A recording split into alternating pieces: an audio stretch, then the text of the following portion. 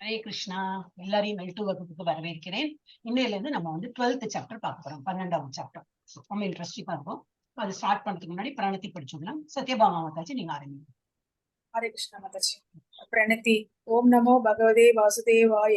ओम नमो भगवते वासुदेवाय। ओम नमो भगवते वासुदेवाय। ओम अज्ञानतिमिरान्धस्य ज्ञानाञ्जनशलाकाय चक्षुरुन्मीलितं येन तस्मै श्री गुरवे नमः। श्री चैतन्य मनोभीष्टं स्थापितं येन भूतले स्वयं रूप कदा मह्यं ददाति स्वपदान्तिकं।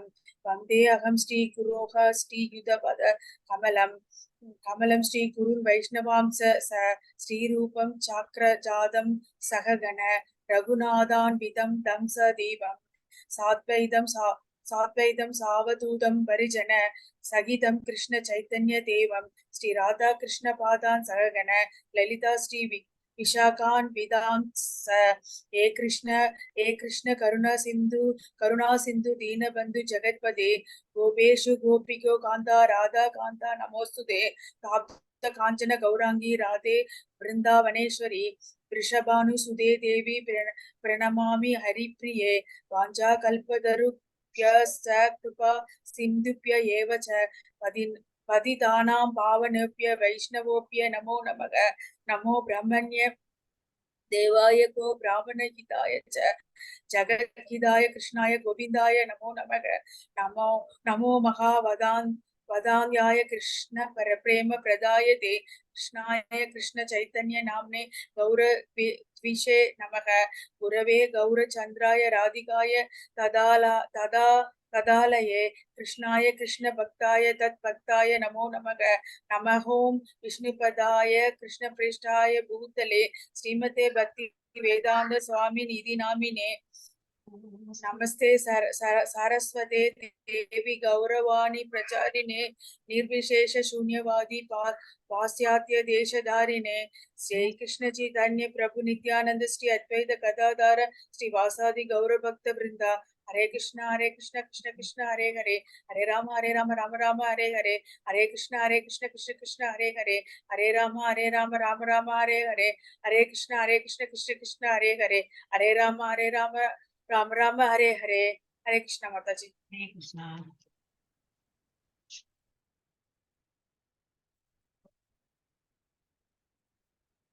One minute. We'll talk for you. 12th chapter. I thought I was working on that. Krishna Krishna Krishna Krishna Krishna Krishna Krishna.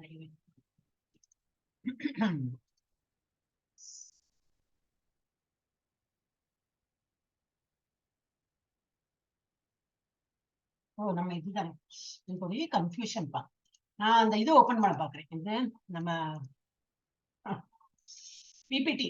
இன்னும் பிபிடி ஓபன் பண்ணி வைக்கலையா? இது ஓபன் பண்ணி வச்சிருக்கேன். அது நான் இல்லை, நான் இன்னும் பிபிடிலயே இருக்கேன். ஓகே, நேற்றுக்கு அது பண்ணோம் இல்லையா? ஓகே, 12th சாப்டர் ஆரம்பிச்சிடலாம். ரொம்ப இன்ட்ரெஸ்டிங்கா இருக்கும், ரொம்ப ஆனந்தமா இருக்குது. எனக்கு ரொம்ப பிடிச்ச சாப்டர். குட்டியா இருக்கும், ஆனா ஒரு கன்ஃபியூஷனே இருக்காது. சீதா படிச்சுட்டே போகலாம். எஸ், ஸ்டார்டிங்ல இருந்து யாரு? கீதா மாதாஜி தான். படிங்க மாதாஜி. கீதா மாதாஜி இருக்கேளா? கீதா மாதாஜி இல்ல, ஜானி மாதாஜி படிங்க. அத்தியாயம் 12 ஸ்லோகம் 1. அதுக்கு முன்ன இது ஓம் ஸ்ரீ கிருஷ்ணாய பரமாத்மனே நமஹ. அத்தஹ பிரதமோ இல்ல, அத்தஹ எத்தனாவது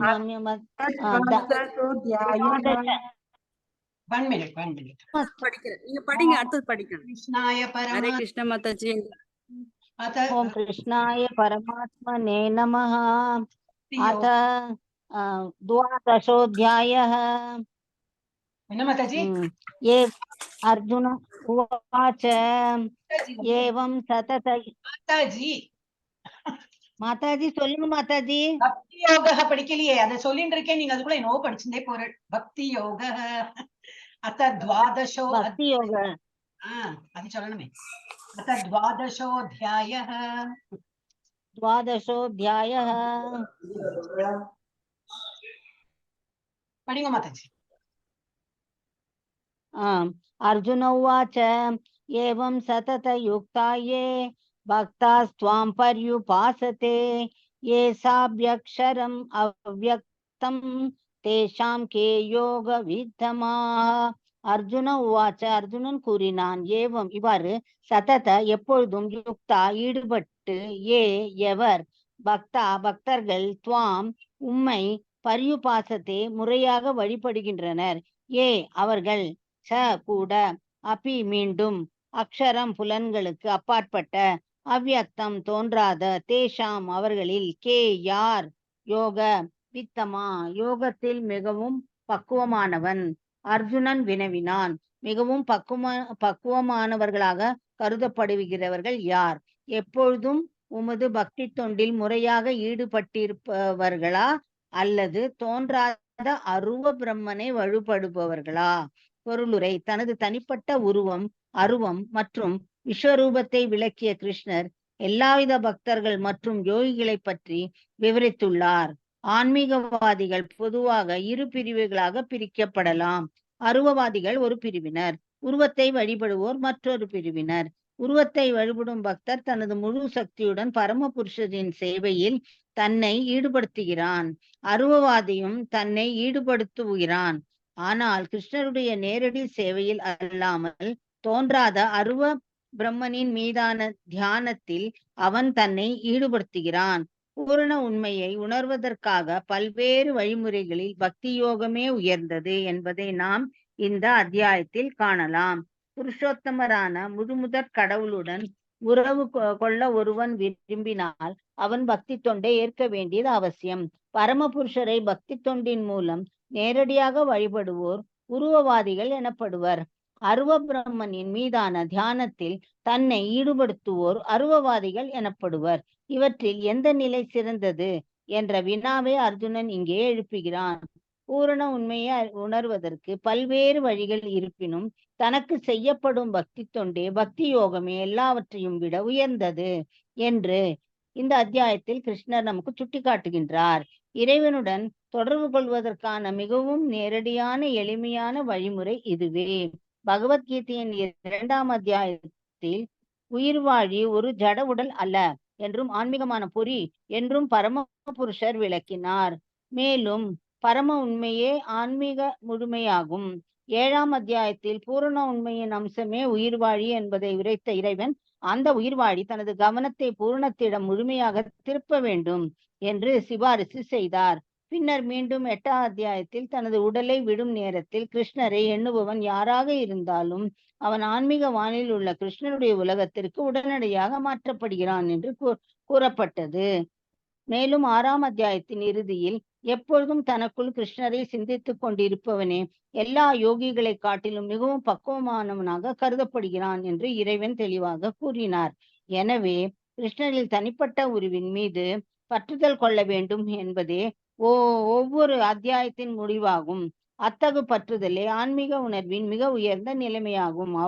அவ்வாறு இருப்பினும் கிருஷ்ணரின் தனிப்பட்ட உருவின் மீது பற்றுதல் கொள்ளாத நபர்களும் இருக்கின்றனர். பற்றின்மையில் திடமாக இருக்கும் அவர்கள் கீதைக்கான விளக்க உரையிலும் கூட மக்களை கிருஷ்ணரிடமிருந்து திசை திருப்ப அவர்களது பக்தி அருவபொம்மனிடம் செலுத்தும்படி செய்ய விரும்புகின்றனர். அத்தகு நபர்கள் புலன்களுக்கு அப்பாற்பட்டதும் தோன்றாததுமான பூரண உண்மையின் அருவத்தன்மையின் மீது தியானம் செய்வதை தேர்ந்தெடுக்கின்றனர். இவ்வாறு ஆன்மீகவாதிகளில் இரு வகையினர் இருப்பது உண்மையே. அந்த இரு வழிமுறையிலும் எது எளிமையானது என்பதையும் இரு வகுப்பினரில் யார் மிகவும் பக்குவமானர் என்பதையும் அந்த வினாவின் மூலம் தெளிவுபடுத்த அர்ஜுனன் முயல்கிறான். வேறு விதமாக கூறினால், கிருஷ்ணருடைய தனிப்பட்ட உருவில் பற்றுதல் கொண்டுள்ள அர்ஜுனன் தனது சொந்த நிலையை தெளிவுபடுத்திக் கொள்கிறான். தனது நிலை பாதுகாப்பானதா என்பதை அறிய விரும்புகின்றான். இந்த ஜட உலகிலும் சரி, பரமபுருஷரின் ஆன்மீக உலகிலும் சரி, அருவத் தோற்றத்தின் மீது தியானம் செய்வது கடினமாகும். உண்மையில் பூர்ண உண்மையின் அருவத்தன்மையை பக்குவமாக உணர்த்துவது இயலாததாகும். எனவே இத்தகு கால விரயத்தின் பயன் என்ன என்று அர்ஜுனன் கூற விரும்புகிறான். கிருஷ்ணரின் தனிப்பட்ட உருவத்திடம் பற்றுதல் கொள்வதே சாலச் சிறந்தது. ஏனெனில் அதன் மூலம் ஒரே சமயத்தில் மற்ற எல்லா உருவத்தையும் புரிந்து கொள்ள முடியும். மேலும் கிருஷ்ணரின் மீதான தனது அன்பிற்கு எந்த தொந்தரவும் இருக்காது என்பதை அர்ஜுனன் 11ஆம் அத்தியாயத்தில் உணர்ந்தான். அர்ஜுனனால் கிருஷ்ணரிடம் வினவப்பட்ட இந்த முக்கியமான வினா பூரண உண்மையை பற்றி அருவ கருத்திற்கும் உருவ கருத்திற்கும் இடையிலான வேறுபாட்டை தெளிவுபடுத்தும். ஹரே கிருஷ்ணா மாதாஜி. சோ நம்ம வந்து இப்ப திரும்பி ஃபுல்லா ரீட் பண்ண வேண்டாம் இல்லையா, ஒரு ஷார்ட் இந்த சாப்டர்ல இருந்து அப்படி பண்ணிட்டு போனா போறேன். ஏன்னா ரொம்ப ஈஸி, இந்த சாப்டர் இஸ் வெரி ஈஸி. இதுல வந்து அர்ஜுனன் கேட்கிறான், உருவம் உங்களோட பகவானுடைய ஒரு உருவம் வச்சு நம்ம வந்து வழிபடணுமா பகவான, இல்ல அரூபம். இப்ப பகவான் என்னெல்லாம் காட்டியிருக்காரு, உருவத்தோட காட்டி கொடுக்கிறார், அரூபமாவும் காட்டி கொடுக்கிறார், இந்த விஸ்வரூபம் எல்லா விதமான அந்த இதுவும் காட்டி கொடுக்கிறார். சோ எது வந்து நல்லது, யாரு வந்து பக்குவமானவர் அப்படின்னுட்டு அர்ஜுனன் கேட்கிறான். அதுல வந்து என்னது பூர்ண உண்மை. அப்போ ஒரு சாப்டர்ல எப்படி எக்ஸ்பிளைன் பண்ணிருக்காங்க, 6வது சாப்டர்ல எப்படி யோகத்துல எப்படி பக்தியோட வந்து யோகம், அதுலயும் வந்து அடிப்படை என்னது பக்தி. 7வது சாப்டர்லயும் அப்படிதான் பகவானை பத்தி எக்ஸ்பிளைன் பண்ணிருக்காங்க, அதுலயும் வந்து பக்தி தான் அடிப்படை இது.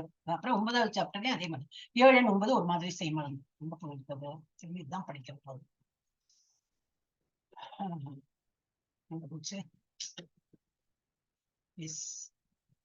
இரண்டாம் அத்தியாயத்தில் உயிர் வாழி ஒரு ஜட உடல் அல்ல, உயிர் வாழியானது இஸ் நாட் அ பாடி, அவர் வந்து சோல், ஆத்மா அப்படின்னு சொல்லிட்டு காட்டி கொடுக்கிறார். அதுக்கப்புறம் என்னது மேலும் ஆன்மீகம் 7ஆம் அத்தியாயத்தில் பூர்ண உண்மையின் அம்சமே உயிர் வாழி என்பதை உரைத்த இறைவன் அந்த உயிர் வாழி தனது கவனத்தை பூர்ணத்திடம் முழுமையாக திருப்ப வேண்டும் என்று சிபாரிசு செய்கிறார். இது 7ஆம் அத்தியாயத்தில். மீண்டும் 8ஆம் அத்தியாயத்தில் என்னது, இறக்கும் நேரத்தில் அவரை நினைத்து இருந்தால் பகவானுடைய உலகத்துக்கு போறான். தனது உடலை விடும் நேரத்தில் கிருஷ்ணனை எண்ணுபவன் யாராக இருந்தாலும் அவன் ஆன்மீக வானில் உள்ள கிருஷ்ணனுடைய உலகத்தில் உடனடியாக மாற்றப்படுகிறான். அது 8வது அத்தியாயம்.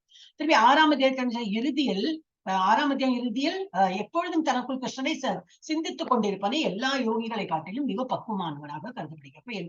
என்னன்னா எல்லாம் பக்தி தொண்டோடு தான் வந்து அடிப்படையா சொல்லிருக்கு என்று இறைவன் தெளிவா சொன்னார். எனவே கிருஷ்ணனை தனிப்பட்ட உருவின் மீது பற்றுதல் கொள்ள வேண்டும் என்பதை ஒவ்வொரு அத்தியாயத்திலும் முடிவாகும். அத்தகைய பற்றுதலே ஆன்மீக உணர்வின் மிக உயர்ந்த நிலையாகும் அப்படிங்கிற. அப்புறம் வந்து ஆன்மீகவாதிகளில் 2 வகையாக இருப்பது உண்மையே. ஒண்ணு வந்து இந்த இரு வழிமுறைகளில் எது சிறந்தது, எது எளிமையானது என்பதையும், இரு வகுப்பினரில் யாரு மிகவும் பக்குவமானவர் என்பதையும். ஹரே கிருஷ்ணா, என்னோட வாய்ஸ் பிரேக் ஆகி வந்ததோ? பதில் யாருமே இல்லையா கிளாஸ்ல? ஹரே கிருஷ்ணா. பிரேக் ஆகி வருது மாதாஜி. ஆமா, அன்கம்ஃபர்டபுளா தான் இருக்கு. ஆமா, மெசேஜ் வந்தது எனக்கு. அப்ப என்ன பண்ண முடியும் இல்லையா? உங்களுக்கு அந்த பிரேக் ஆனப்பறம் தான் எனக்கு அந்த மெசேஜே வருது. So I know earlier கேட்டிருக்காதுன்னு. இந்த இரு வழிமுறைகள் எது, உருவவாதி அருவவாதி, அந்த ரெண்டு விதமா வந்து பகவான் வழிபடுறாங்க இல்லையா, அது வந்து கிளியர் பண்ணுங்க எது பெட்டர் அப்படின்னு. அருவவாதிகள் இப்ப நம்மளே பார்க்கலாம். அருவவாதிகள்லாம் எப்படின்னா, ஒரு உருவம் இல்லாம அவங்க தியானம் பண்றாங்கன்னா அவ்வளவு பக்குவ நிலையில இருந்தவங்களாலதான் முடியும். இன்னைக்கு பண்றாங்க, அது சரி இல்லைன்னு சொன்னாலும் பண்றாங்க. அப்ப யோகம் பண்றோம், ஐயோ யோகம் எல்லாம் பண்றது ரொம்ப கஷ்டம், காற்றை கூட நிறுத்தி விடுவேன், ஆனா வந்து இந்த தியானம் வந்து என்னால பண்ண முடியும்னு அர்ஜுனன் சொல்றாரு. அப்போ வந்து ஆனா இன்னைக்கு வந்து நிறைய பேர் யோகா பண்ணிட்டு தான் இருக்காங்க. யோகா பண்ணி மெடிடேஷன் பண்ணிட்டு பகவான் வழிபடதான் செய்யறாங்க. சோ அது ஒரு தனி இது உண்டு. ஆனா நம்ம பக்தி பண்றது ரொம்ப எளிமை. அதனாலதான் வந்து நம்ம வந்து அதை ஃபாலோ பண்ணிட்டு இருக்கோம். சோ கேள்வி மூலம் தெளிவுபடுத்த அர்ஜுனன் முயற்சி செய்கிறான். வேறு விதமாக கூறினால் கிருஷ்ணனுடைய தனிப்பட்ட உருவில் பற்றுதல் கொண்டுள்ள அர்ஜுனன் தனது சொந்த நிலையை தெளிவுபடுத்தி கொள்கிறான். இப்ப நான் வந்து ஒரு உருவம், எனக்கு முன்னாடி நீங்க உருவமா நிக்கிறீங்க, உங்க பேர்லதான் நான் வந்து பக்தி பண்றேன், இது சரியா அப்படின்னு கேட்டு அவன் கிளியர் பண்ணிக்கணும். தனது நிலை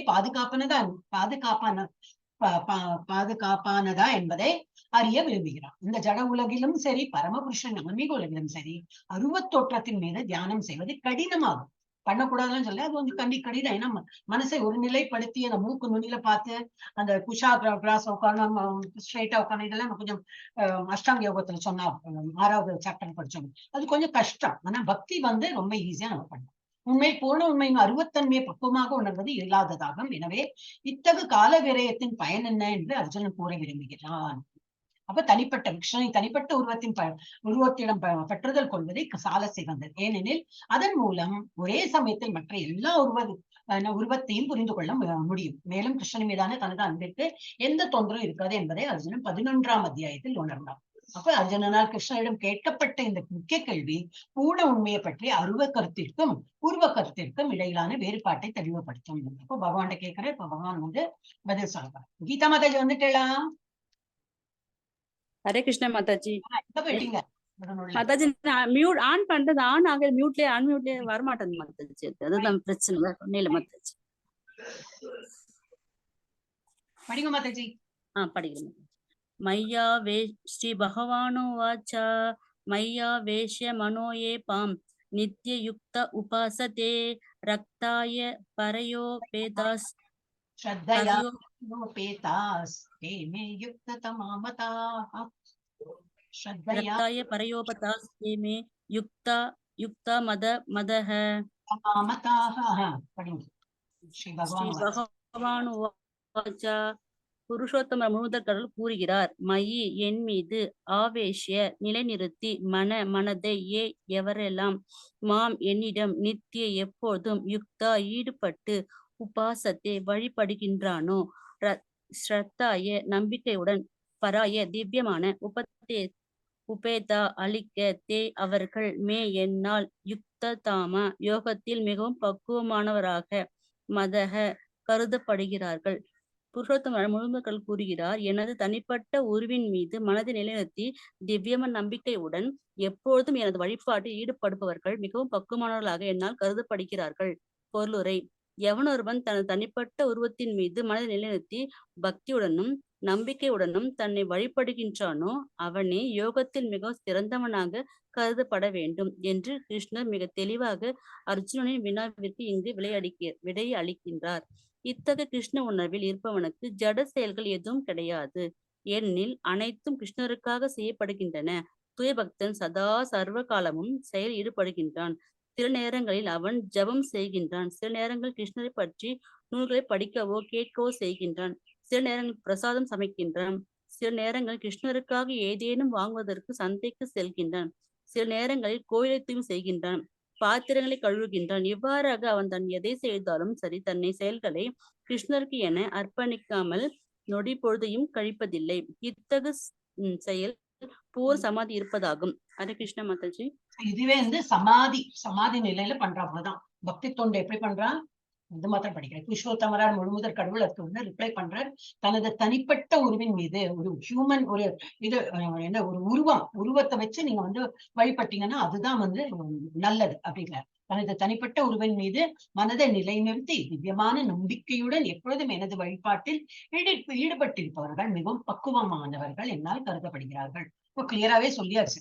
அதனால அதெல்லாம் தப்புன்னு கிடையாது. அவளோட பக்குவம் அல்ல டிஃப்ரெண்டா இருக்கும். அவங்க பண்றாங்க. நம்ம எல்லாராலையும் அந்த மாதிரி பண்ண முடியாது. இப்ப நம்ம வந்து பக்தி தொண்டில் என்ன பண்றோம்? ஜப்பா பண்றோம். எது பகவானை நினைத்துண்டு அப்படி ஒரு என்கிராஸா தான் பண்றோம். ஆனா நடுவில் போகும். திரும்பி அதை கொண்டு வந்து நம்ம வந்து மனசை நிலைநிறுத்தி பண்றோம். அதே போல ஒரு பிரசாத நைவேத்தியம் பண்ணணும்னால எப்படி சுத்தமா பகவானுக்கு நல்லா செலக்டடா எல்லாம் பகவானுக்கு எது பிடிக்குமோ அதை செலக்ட் பண்ணி அழகா கழுவி நல்ல சுத்த ஆச்சாரமா எச்செல்லாம் படாம நல்லா அவருக்குன்னு நல்ல பிளேட்ல வச்சு அவருக்குன்னு ஒரு தனி இது வச்சிருப்போம். அந்த மாதிரி அதுல எல்லாம் வச்சு நைவேத்தியம் பண்ணி எல்லாம் பண்ணிட்டு அதை நம்ம இதில் மிக்ஸ் பண்ணி சாப்பிடுறோம். ஸோ அதுவும் எப்படி டோட்டலி ஒரு சமாதி நிலையில தான் டோட்டலி என்கிராஸ் இன் ஒர்க்கிங். ஜப்பா பண்றதானாலும் சரி எங்கேயோ பார்த்தெல்லாம் பண்ணினா யூஸ் கிடையாது. இந்த ஜப்பா பண்ணும்போது பகவானை நினைத்து நம்ம டோட்டல் என்கிராஸ்டா பண்ணோம். நிவேதியம் பண்றதா இருக்கட்டும், இல்ல கோயில் சுத்தம், இந்த கோயில் சுத்தம் எல்லாம் கூட போட்டுட்டா கோயில் சுத்தம். தூய பக்தன் சதா சர்வ காலமும் செயலில் ஈடுபடுகிறான். என்ன மாதிரி செயல்? இப்ப அந்த ஜப்பா பண்றதுலயே ஸ்ரவணம், கீர்த்தனம், ஸ்மரணம் மூணு வந்து விடுது. அப்புறம் அர்ச்சனம் பண்றது, இது கோயில சுத்தம் பண்றது, அது இது நிறைய அவன் பண்ணி அப்ப சதா சர்வ காலமும் இல்ல கதை இந்த கிளாஸஸ் எல்லாம் அட்டென்ட் பண்றது. காத்தால பாகவதம் நீங்க அட்டென்ட் பண்றீங்க, அந்த கதைகள்லாம் பாகவதம்னே என்னது கிருஷ்ண கதைகள் தான். அதுல அப்புறம் அங்க என்னது இதுவும் நடக்குது, பஜன் எல்லாமும் நடக்குது. அதுவும் பகவானை பத்தி உள்ள பஜனைகள் தான். சோ அதெல்லாம் நம்ம கேட்கும்போது என்னதுன்னா totally either this or that ஏதோ ஒண்ணு இதுல நம்ம இன்வால்வா இருக்கோம், பகவானை பத்தி தான் கேட்கணும். சோ அந்த மாதிரி இருக்கும்போது என்னது சில நேரங்களில் கிருஷ்ணருக்காக ஏதேனும் வாங்குவதற்காக சந்தைக்கு செல்கிறான். இப்ப அங்கேயும் என்ன பேரம் பேசி நல்ல விதமா நல்ல குவாலிட்டியா வாங்கி அங்க அது கூட ஒரு பக்தி தான். சோ பக்தி என்னது பகவானுக்கு வேண்டி நம்ம என்ன பண்ணோம் அதெல்லாம் பக்தி. சில நேரங்களில் ஆலயத்தை தூய்மை செய்கிறான். வேற வழியில உள்ள கோயில போய் தூய்மை பண்ணலாம். நம்ம வீட்டுல இருக்கிற கோயில நல்லா டெய்லி சுத்தம் பண்ணி வழக்கெல்லாம் தேய்ச்சி நல்ல படத்தை எல்லாம் தொடச்சு விக்கிரத்தெல்லாம் இது பண்ணி கிளீன் பண்ணி நல்ல ட்ரெஸ் எல்லாம் போட்டு இந்த மாதிரி பண்ணாலே அது வந்து பக்தி. சோ அந்த மாதிரி பாத்திரங்களை கழுவுகிறான். இவ்வாறாக அவன் எதை செய்தாலும் சரி தனது செயல்களை கிருஷ்ணருக்கென அர்ப்பணிக்காமல் நொடி பொழுதையும் கழிப்பதில்லை. இத்தகு செயல் பூர்ண சமாதியில் இருப்பதாக. சோ அந்த மாதிரி பண்ணுங்கன்னு சொல்லிட்டு பகவான் எதை ரெக்கமெண்ட் பண்ற? உருவம் வச்சு வழிபடுறது தான் அவர் சொல்றார். ஜெயந்தி மாதாஜி படிங்க. ஹரே கிருஷ்ணா மாதாஜி. ரெண்டும் படிச்சிருவோம், 3-4 படிங்க. ஓகே மாதாஜி. ஏத்வசரம் ந நிர்தேஷ்யம் अव्यक्तं पर्युपासते सर्वत्रगं न सिद्धं स कूटस्थं मनस् असलं ध्रुवं सन्नियम्येन्द्रियग्रामं सर्वत्र समबुद्धयः ते प्राणुवन्ति माम् एव सर्वभूतेहितरतः யாரெல்லாம் தூ ஆனால் அஸ்ரம் புலன்களுக்கு அப்பாற்பட்ட அனிர்தேஷ்யம் நிச்சயமற்ற அவ்யக்தம் தோன்றாத பர்யுபாசதே வழிபாட்டில் முழுமையாக ஈடுபடுகின்றவர்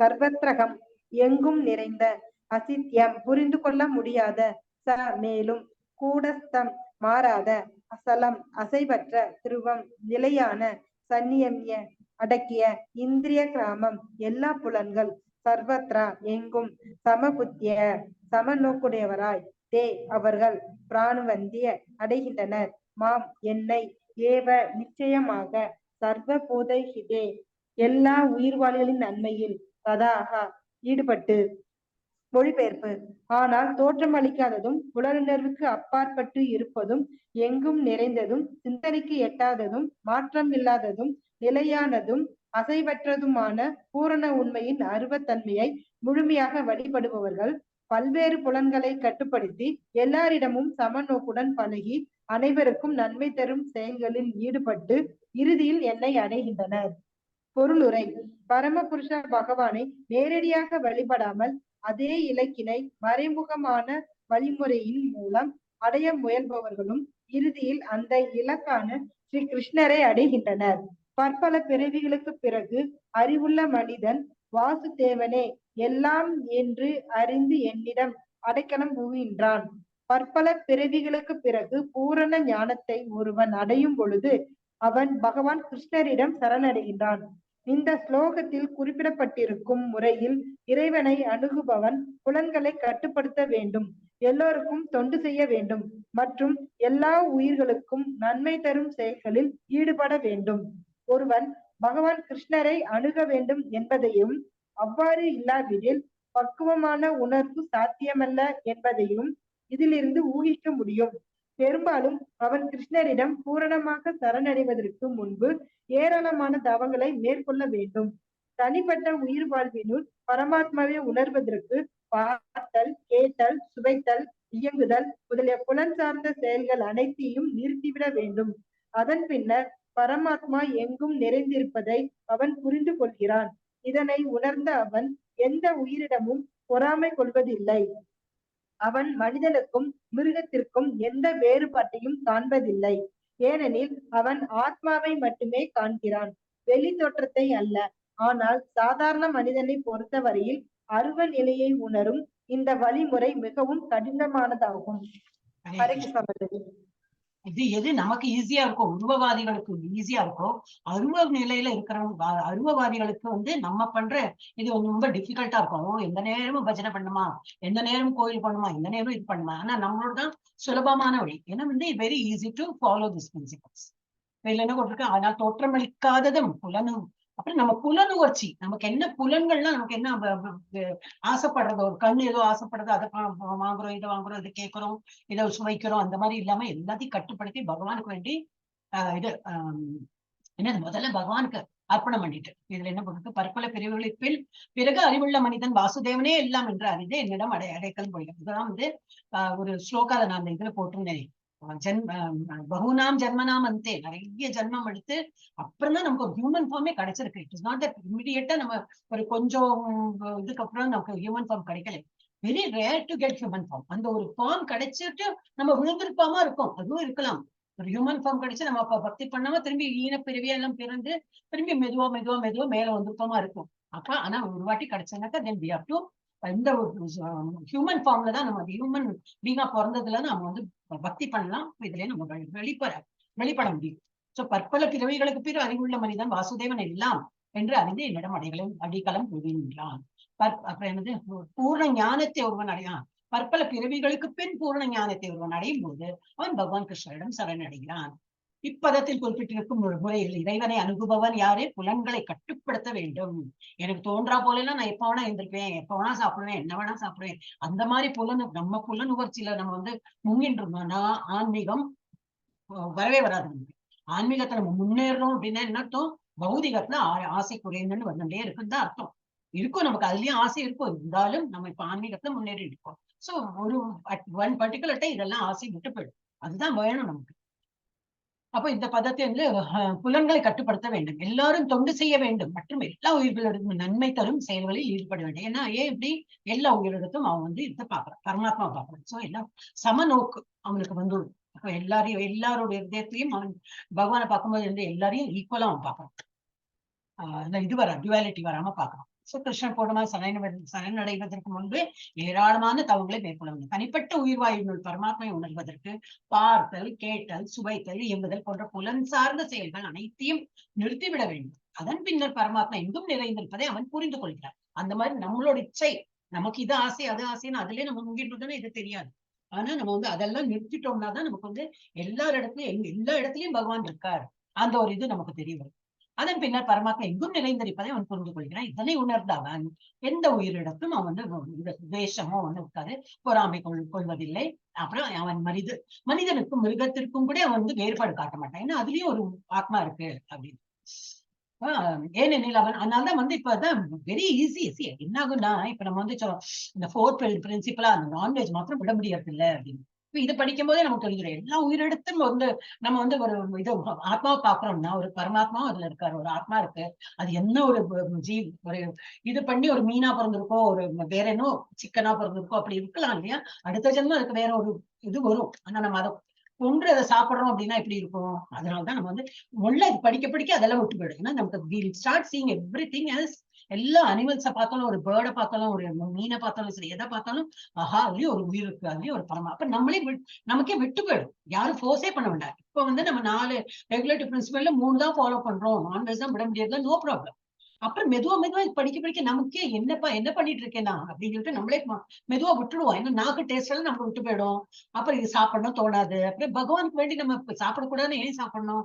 வேண்டாம், அது ஒரு உயிரை கொண்டுதான் நான் சாப்பிடணுமா? வேண்டாமே அப்படின்னு சொல்லிட்டு உள்ள நமக்கே அந்த பக்குவம் வேணும். அந்த பக்குவம் இருக்கிறதா இதெல்லாம் ட்ரைனிங். சோ அதனாலதான் அந்த ஃபார்ம்ல வந்து ஆல் 4 out of 4 எல்லாம் எழுதணும்னு அவசியம் இல்லை. உங்களுக்கு என்ன ஃபாலோ பண்றீங்களோ டெஃபினட்டா நம்ம எல்லாம் கேம்பிள் பண்ண மாட்டோம். இது தண்ணி அடிக்க மாட்டோம். டீ காஃபி இருக்கும், அது வந்து விட முடியாது, இந்த லெவல்ல விட முடியாதுன்னா ஓகே, அதுவும் வந்து ஒரு ஸ்டேஜ் வந்தப்பறம் விட்டு போயிடுவாங்க. ஏன்னா அவங்க சொல்றாங்களே அதுலயும் வந்து ஒரு இது இருக்கு, கிக் இருக்கு. அதனால அதுவும் விட்டு போயிடும். நமக்கு அந்த மாதிரி கிக் வேணுமா, ஹரே கிருஷ்ணா நாம சொல்ல ரொம்ப ஃப்ரெஷ்னஸ் வந்துடும், அதே பண்ணிருக்கலாம். சோ ஆனால் சாதாரண மனிதன் இதை என்ன பண்ணுவோம், அவன் ஆத்மாவை மட்டுமே காண்கிறான், வெளி தோற்றத்தை அல்ல. அப்போ ஒரு உருவத்தை, ஒரு அனிமலை பார்க்கும்போது அவன் வெளித்தோற்றம், ஒரு மீன், ஒரு சிக்கன், ஒரு இது அது மாதிரி பார்க்காம அவன் என்ன பார்க்கறான், உள்ள ஆத்மா, அது மாதிரி பார்க்க ஆரம்பிச்சிடும். அப்புறம் ஆனால் சாதாரண மனிதனை பொறுத்தவரையில் ஒரு சாதாரண மனிதனுக்கு அது ரொம்ப அதிசயமா இருக்கும். அதனால நம்ம வீட்டுக்கு மனுஷாலத்துல அது புரியாது. நம்ம பாக்குற பார்வைக்கு அவங்க உணர்றதுக்கும் ரொம்ப டிஃபரன்ஸ் தெரியும். அப்போ அதனால சாதாரண மனிதனை பொறுத்தவரையில் அருவ நிலையை உணரும் இந்த வழிமுறை மிகவும் கடினமானதாக இருக்கும். நெக்ஸ்ட் யாரு மாதாஜி? ராஜேஸ்வரி மாதாஜி படிங்க. ஓகே. क्लेशो अधिकदरस्ते क्लेशो अधिकदरस्तेषा मव्यक्तासक्त सेदसाम् अव्यक्त हि कतिर्दुःखं देहवत् परवाप्यते. क्लेश கடினம், அதிகதர மிகவும், தேஷாம் அவற்றில், அவ்யக்த அருவத்தில் ஆசக்தப்பட்டு கொண்டு, சேதசாம் எவர்களது மனம், அவ்யக்தா அருவத்தில், ஹி நிச்சயமாக, கதி முன்னேற்றம், துக்கம் கடினத்துடன், தேகவத்பி உடலை உடையவரால், அவாப்பியதே அடையப்படுகிறது. மொழிபெயர்ப்பு: எவரது மனம் பரமனின் தோன்றாத அருவத்தன்மையிடம் பற்றுதல் கொண்டுள்ளதோ அவர்களது வளர்ச்சி மிகவும் கடினமானது. அவ்வழியில் முன்னேற்றம் காண்பது உடலை உடையவர்களுக்கு எப்போதும் சிரமமாகும். பொருளுரை: சிந்தனைக்கு எட்டாததும் தோன்றாததுமான பரமபுருஷனின் அருவத்தன்மையின் பாதையை பின்பற்றும் ஆன்மீகவாதிகள் ஞான யோகிகள் என்று அழைக்கப்படுகின்றனர்.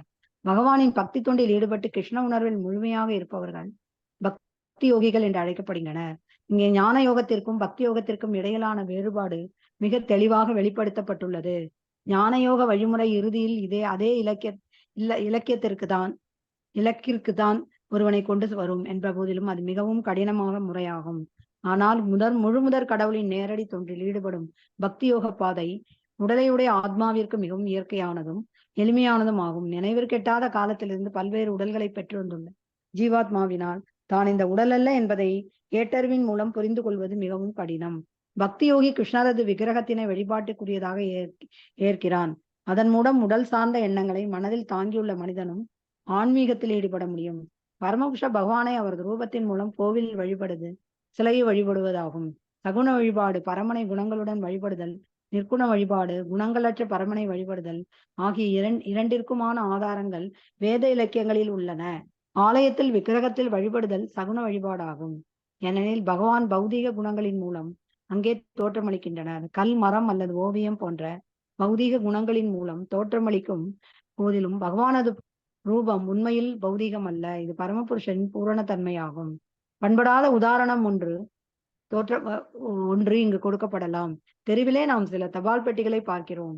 நமது கடிதங்களை அந்த பெட்டிகளில் இட்டால் அவை செல்ல வேண்டிய இடத்திற்கு எவ்விதமான சிரமமும் இன்றி இயற்கையாகவே செல்கின்றன. ஆனால் ஏதாவது ஒரு பழைய பெட்டியிலோ அஞ்சலகத்திலோ வைக்கப்படாத ஒரு போலி பெட்டியிலோ நமது கடிதத்தை இட்டால் அது போய் சேராது. அது போலவே அர்சா விக்கிரகம் இறைவனது அதிகாரப்பூர்வமான தோற்றமாகும். இந்த அர்சா விக்கிரகம் பரமபுருஷனுடைய ஒரு அவதாரம். இவ்வுருவத்தின் மூலமாக இறைவன் சேவையை ஏற்றுக்கொள்கிறார். அவர் சர்வ சக்திமான், அனைத்து சக்திகளும் உடையவர். எனவே கட்டுண்ட வாழ்விலிருந்து மனிதனின் வசதிக்காக அவர் தனது அர்சா விக்கிரக அவதாரத்தின் மூலம் பக்தனுடைய சேவைகளை ஏற்றுக்கொள்கிறார். எனவே பக்தனை பொறுத்தவரையில் பகவானை நேரடியாகவும் உடனடியாகவும் அணுகுவதிலும் சிரமம் ஏதும் இல்லை. ஆனால் ஆன்மீக தன்னிறருக்காக அருவத்தன்மையை பின்பற்றுபவர்களது வழி மிகவும் சிரமமானதாகும். அத்தகையோர் உபநிஷத்துகள் போன்ற வேத இலக்கியங்களின் மூலமாக பரமனின் தோன்றாத தன்மையினை புரிந்து கொள்ள வேண்டும். வேத மொழியினை கற்று எல்லையற்ற உணர்வுகளை புரிந்து கொள்ள வேண்டும். மேலும் இவை அனைத்தும் உணரவும் வேண்டும். இது சாதாரண மனிதனுக்கு அவ்வளவு சுலபமானது அல்ல. மாறாக கிருஷ்ண உணர்வில் இருப்பவன் அங்கீகரிக்கப்பட்ட ஆன்மீக குருவின் வழிகாட்டுதலை பின்பற்றுதல், விக்கிரகத்தின் நெறிப்படி வழிபடுதல், இறைவனது பெருமைகளை கேட்டல், இறைவனுக்கு படைக்கப்பட்ட உணவுப் பொருள்களை பிரசாதமாக உண்ணுதல் போன்ற எளிமையான வழிமுறைகளின் மூலம் பக்தி தொண்டில் ஈடுபட்டு பரமபுருஷனை பகவானை மிகவும் சுலமாக உணர்ந்து கொள்கிறான். அருவவாதிகள் இறுதியில் பூரண உண்மையை உணராமல் போகலாம் என்ற அபாயம் இருக்கும் போதிலும் மிகவும் கடினமான பாதையை அவசியமின்றி பின்பற்றுகின்றனர் என்பதில் எவ்வித ஐயமும் இல்லை. ஆனால் பக்தனோ எவ்வித அபயமோ சிக்கலோ கடினமோ இன்றி முழுமுதற் கடவுளை நேரடியாக அணுகுகின்றான். இது போன்ற ஒரு பதம் ஸ்ரீமத் பாகவதத்தில் உள்ளது. பக்தி யோகம் புருஷோத்தமனான முழுமுதற் கடவுளிடம் சரணடைவதே இறுதி நிலை. இந்த சரணாகதி பக்தி என்று அழைக்கப்படுகிறது. ஆனால் அதை விடுத்து பிரம்மன் எது, பிரம்மன் அல்லாதது எது என்பதை புரிந்து கொள்ளும் சிரமத்தை ஏற்று வாழ்நாள் முழுவதையும் ஒருவன் கழித்தால் அதன் விளைவு துன்பமானதாகும் என்று கூறப்பட்டுள்ளது. எனவே தன்னுடலுக்கான இந்த கடினமான பாதையின் இறுதி பலன் நிச்சயமானதல்ல என்பதால் ஒருவன் இப்பாதையினை ஏற்கக்கூடாது என்று இங்கே அறிவுறுத்தப்படுகிறான்.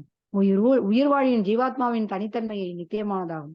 அவன் ஆன்மீக முழுமையுடன் ஐக்கியமாக விரும்பினான் அவன் தனது சுய இயற்கையின் நித்தியத்தன்மையை, அறிவுத்தன்மையை ஆகியவற்றை உணரலாமே தவிர ஆனந்தம் என்னும் தன்மையினை உணர முடியாது. ஞானயோக வழிமுறையில் மிகவும் தேர்ச்சி பெற்ற அத்தகைய ஆன்மீகவாதி ஏதேனும் ஒரு பக்தனின் கருணையை பெற்றால் பக்தி யோகத்தின் நிலைக்கு வந்தடைய முடியும். அப்போது கூட அவனது நீண்டகால அருவவாத பயிற்சி அவனது தொல்லையாகவே அமைகின்றன. ஏனெனில் அவனால் அக்கருத்தினை முழுமையாக கைவிட முடியாது. எனவே உடலுடைய ஆத்மாவை பொறுத்தவரையில் பயிற்சியின் போதும் சரி, உணர்ந்த பிறகும் சரி, அவ்வியக்தம் அருவத்தன்மை அவனுக்கு எப்போதும் தொல்லையே. உயிருள்ள ஒவ்வொரு ஜீவாத்மாவிற்கும் சற்று சுதந்திரம் உள்ளது. அருவத்தன்மையினை உணர்வது தனது ஆனந்தமயமான ஆன்மீக இயல்பிற்கு எதிரானது என்பதை அவன் தெளிவாக அறிய வேண்டும். இம்முறை யாரும் ஏற்கக்கூடாது. ஏனெனில் பக்தி தொண்டினை ஒருவன் அலட்சியப்படுத்த விரும்பினால் அவன் நாத்திகனாக மாறிவிடுவான். அபாயம் உள்ளது. எனவே சிந்தனைக்கு எட்டாவதும் புலன்களுக்கு அப்பாற்பட்டதுமான அருவத்தன்மையின் மீது கவனத்தை செலுத்தும் வழிமுறை இப்பதத்தில் ஏற்கனவே விளக்கப்பட்டபடி என்றுமே ஊக்குவிக்கப்படக்கூடாது. அதிலும் குறிப்பாக இந்த கலியுகத்தில் பகவான் ஸ்ரீ கிருஷ்ணர் இம்முறையை சிபாரிசு செய்யவில்லை. ஹரே கிருஷ்ணா. ஹரே கிருஷ்ணா. இது கொஞ்சம் படிச்சுடலாம். எவரது மனம் பரமனின் தோன்றாத அருவ ரூபத்துல அருவத்தன்மையிடம் பற்றுதல் கொண்டுள்ளதோ அவர்களது வளர்ச்சி மிகவும் கடினமானதாகும். அப்படி நம்ம சொல்றோம், கடினமானது பகவான் எழுதியிருக்காரு. ஆனா சில பக்குவமான உள்ளவர்கள் பண்ணிதான் இருக்காங்க. ஆனா நம்ம பண்றது ஈஸி மெத்தட்ல ஒரு லிப்ட்ல போறப்ப நம்ம மேல போயிடலாம். அவங்க ஒரு மாடி ஏறி போச்சுன்னா எவ்வளவு நேரம் இருக்கும். அந்த மாதிரி அவங்க கொஞ்சம் கடினமா இருக்கும். அவ்வழியில் முன்னேற்றம் காண்பது உடலை உடையவர்களுக்கு எப்பொழுதும் சிரமமானதாகும். நம்மளுக்கு உடல் இருக்கிறதுனால நமக்கு தெரியும். பசினா என்ன தெரியும், ஒரு என்னது ட்ரெஸ் போட்டுக்கணும்னா என்ன, அதோட என்ன ஒரு இது தெரியும், மகத்துவம் தெரியும். அதே போல பகவானுக்கும் ஒரு உடை உடுத்தணும், பகவானுக்கு ஒரு வாசனை பொருள்லாம் திரவியம் பூசணும், அவருக்கு ஒரு சந்தனம், ஒரு திலகம் இருக்கணும், அவருக்கு ஒரு நைவேத்தியம் பண்ணணும், அவருக்கு பசிக்கும். இந்த மாதிரி ஒரு எண்ணம்லாம் எப்போ வரும்? நம்ம வந்து எம்போடிட் சோல், நம்மள எல்லாம் உடல் உள்ளவர்கள். இந்த ஆத்மா வந்து உடலை வந்து உடலோட இருக்கிறதுனால நமக்கு அந்த உடல் இருக்கிற ஒரு மாதிரி பகவானை தான் நம்ம வந்து உருவவாதியை தான் நம்ம வந்து உருவ வழிபாடு தான் நமக்கு வந்து பரிந்துரைக்கப்படுகிறது. ஏன்னா அதுதான் ஈஸியா வந்து நமக்கு பக்தி காட்டும். சிந்தனைக்கு எட்டாததும் தோன்றாததுமான பரமபுருஷன் அருவத்தன்மை. ஒரு அருவத்தன்மையில என்ன இருக்கும்? அவருக்கு ஒண்ணுமே நமக்கு எல்லா இடத்தையும் இருக்காரு, பரவி இருக்காரு, இல்லைன்னு இல்லை. ஆனா அவருக்கு வந்து ஒரு ரூபம் போடலாம். இப்ப India for example, India, as we know India, எங்க ஒரு எல்லா ஸ்டேட்லயும் இந்தியா. பட் இந்தியா ஒரு மேப் இப்படி காட்டுறாங்க, அது எங்க பார்க்க முடியும்? பார்க்க முடியாது. Because everywhere it is India. நமக்கு நம்ம ஒரு சின்னதா இங்க உட்காந்து ஃபுல் இந்தியாவை நம்ம பார்க்கணும்னா முடியாது. அப்ப என்ன பண்ணிருக்காங்க? ஒரு பிளாக், அதுக்கு ஒரு ரெப்ரசென்ட் பண்றதுக்கு ஒரு பிளாக். அப்ப அந்த பிளாகை பார்த்தா நம்ம வணக்கம் செலுத்துறோம். சோ அந்த மாதிரி ஒரு உருவம் வேணும், ஒரு வந்து ஐடென்டிட்டி வேணும். அது இருந்தாதான் நமக்கு வந்து வணக்கம், ஒரு மரியாதை வரும். அந்த மரியாதை மாத்திரம் இல்லை, இப்ப பகவானோட இதுல என்னன்னாக்கா நம்ம வந்து வழிபாடும் பண்ணலாம். சோ சிந்தனைக்கு எட்டாததும் தோன்றாததுமான பரமபுருஷனின் அருவத்தன்மையின் பாதையை பின்பற்றும் ஆன்மீகவாதிகள் ஞான யோகிகள் என்று அழைக்கப்படுகிறார். ஞானத்தால் அவ வந்து வழிபடுவார்கள். ஞானம் வந்து நாலேஜ், ஓகே, ஞான யோகம், அதால அவங்க வந்து வழிபடுறாங்க. பகவானின் பக்தி தொண்டில் ஈடுபட்டுள்ள கிருஷ்ண உணர்வில் முழுமையாக இருப்பவர்கள் நம்ம யாரு? நம்ம வந்து பக்தி யோகத்துல நம்ம இருக்கோம். பக்தி யோகிகள் என்று அழைக்கப்படுகின்றன. இங்கே ஞான யோகத்திற்கும் பக்தி யோகத்திற்கும் இடையிலான வேறுபாடு மிக தெளிவாக வெளிப்படுத்தப்பட்டுள்ளது. ஞான யோக வழிமுறை எப்படி? இறுதியில் அதே இலக்கிற்கு தான் ஒருவனை கொண்டு வரும் என்ற போதிலும் அது மிகவும் கடினமான பாதையாகும், முறையாகும். ஒரு இதுல கார்ல போயிட்டு இருக்கோம்னாக்கா ஒரு பாதை தார் ரோடு இருக்கு, இன்னொன்னு வந்து ஒரு கரடு முரடா ரோடு இருக்கு, அப்படி காட்டியிருக்காங்க. நம்ம எதுல போவோம்? டெஃபினட்டா எது ஸ்மூத்தா இருக்கோ அதுலதான் நம்ம போவோம் இல்லையா?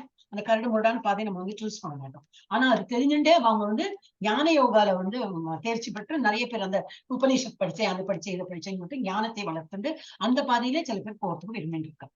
பட் அந்த பாதை வந்து டிஃபிகல்ட் டு கிராஸ். ஆனா எங்க இலக்கெனது அந்த கிருஷ்ணர் அடையிருப்பான். ஆனால் முழுமுதற் கடவுளின் நேரடி தொண்டில் ஈடுபடும் பக்தி யோக பாதை உடலை உடைய ஆத்மாவிற்கு மிகவும் இயற்கையானதும் எளிமையானதும் ஆகும். நினைவிற்கெட்டது. நேற்றுக்கு நம்ம வந்து இதை பார்த்தோம் இல்லையா? ரசங்கள்லாம் பார்த்தோமே, என்னெல்லாம் வந்து தாசிய பாவம், அந்த இதெல்லாம் பார்த்தோமே. சக்கிய பாவம், தாசிய பாவம், மாதுரிய பாவம், அப்புறம் வேற எல்லாமே போட்டிருந்தது. சோ அந்த மாதிரி ஒரு பாவத்தை வந்து ஒரு உருவம் தான் நம்ம அந்த பாவத்தை வந்து வழிபடலாம். நமக்கு உள்ள அந்த இமோஷனை கொண்டு வந்து நம்ம வழிபடலாம். உடலையுடைய ஆத்மா மிக இயற்கையானதும் எளிமையானதும் ஆகும். நினைவு கெட்டாத காலத்திலிருந்து பல்வேறு உடல்களை பெற்று வந்துள்ள ஜீவாத்மாவினால் தான் இந்த உடல் அல்ல என்பதை ஏட்டறிவின் மூலம் புரிந்து கொள்வது மிகவும் கடினம்.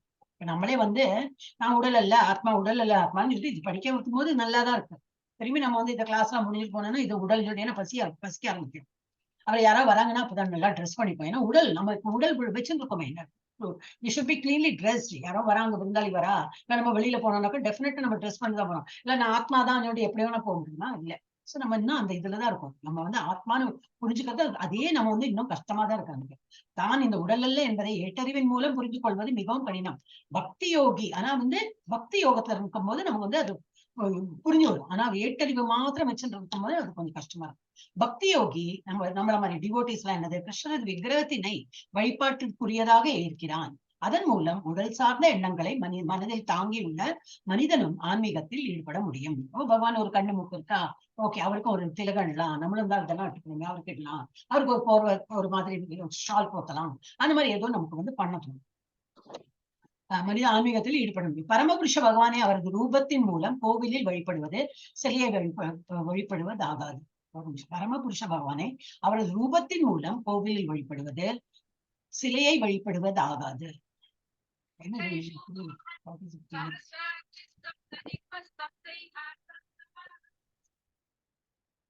ஹரே கிருஷ்ணா. ஒரு நிமிஷம், நானே எங்கேயோ போயிட்டேன். பரமபுருஷ பகவானை அவரது ரூபத்தின் மூலம் கோவிலில் வழிபடுவது சிலையை வழிபடுவதாகாது. அவரோட ரூபத்துல பண்றது சிலையை அது வந்து அந்த மாதிரி வந்து சிலையை வழிபடுறோம் அந்த மாதிரி ஆகாது. அவ எப்படி சகுண வழிபாடு. பரமனை குணங்களுடன் வழிபடுது. அதுதான் வெறும் ஒரு சிலையை வச்சிருக்கா வழிபடு. ஏன்னா அவருக்கும் கண் இருக்கு, காது இருக்கு, மூக்கு இருக்குன்னு சொல்லிட்டு ஒரு சிலையை கொண்டு வந்து பகவான் பக்தி பண்ணுன்னு வராது நமக்கு. அதுல என்ன கொண்டு வரணும்? அந்த குணங்கள் எல்லாம் கொண்டு வரணும். பரமனை குணங்களுடன் வழிபட வேண்டும். நிர்குண வழிபாடு, தட் இஸ் குணங்களற்ற பரமனை வழிபடுதல். ஒரு உருவம் இல்லை, குணங்களும் இல்லைன்னா எப்படி வழிபடுறது? அதுல ஒரு உருவம் இருந்து அதுல குணம் எல்லாம் இருக்கும் போது, இந்த அதரம் மதுரம் எல்லாம் நம்ம படிக்கிறோமே, அதெல்லாம் கொண்டு வந்து அவருக்கு அவ்வளவு ஐஸ்வர்யம் இருக்கு, அவருக்கு நல்ல நாலேஜ் இருக்கு, அழகா இருக்கா, பலசாலியா இருக்க, இதெல்லாம் புரிஞ்சு பண்ணும்போது பக்தி வரும். சோ இந்த சகுன வழிபாடு, நிர்குண வழிபாடு ஆகிய இரண்டிற்குமான ஆதாரங்கள் வேத இலக்கியங்களில் உள்ளன. ஆலயத்திற்குள் விக்கிரகத்தை வழிபடுதல் சகுன வழிபாடாகும். ஏனெனில் பகவான் பௌதிக குணங்களின் மூலம் அங்கே தோற்றம் அளிக்கிறார். நம்ம பௌதிக குணங்கள் என்ன இருக்கு? ஆலய வழிபாடுல என்னது? இன்னைக்கு வந்து பகவானுக்கு அது கிருஷ்ணரோட, எஸ்பெஷலி கிருஷ்ணர் கோயில பார்த்தா, குருவாயூர்ல எல்லாம் பார்த்தா இன்னைக்கு வந்து மத்ஸ்யாவதாரம், அது எப்படி இருக்குமோ அது போல எல்லாம் சந்தன இதெல்லாம் போட்டு அந்த மாதிரி எல்லாம் அலங்காரம் பண்ணிருப்பா. சோ அதை பார்க்கறதுக்கு நமக்கு ஆனந்தமா இருக்கு. ஏன்னா நம்ம வந்து we do all that decoration. நம்ம வந்து ஒரு உருவம் எடுத்து நம்ம இதெல்லாம் பண்ணும்போது we expect பகவானுக்கும் அந்த மாதிரி. வெறும் ஒரு விளக்கு வச்சிருக்கா, ஒரு கல் இருக்கும், வெறும் விளக்கு வச்சிருக்கா, அது வழிபடுனா நமக்கு ஒண்ணு புரியாது. சோ ஒரு உருவம் வச்சு அதுக்கு ஒரு சந்தன காப்பு சாத்தி, அதுக்கு ஒரு கண்ணுன்னு வரைஞ்சு, ஒரு மூக்கு வரைஞ்சு, ஒரு 2 கையெல்லாம் போட்டு அந்த மாதிரி எல்லாம் பண்ணி, அப்ப நம்ம அதெல்லாம் சகுன வழிபாடு. ஏன்னா நம்ம எப்படி இருக்குமோ அது போல நம்ம எதிர்பார்த்து நம்ம வழிபடுறோம்.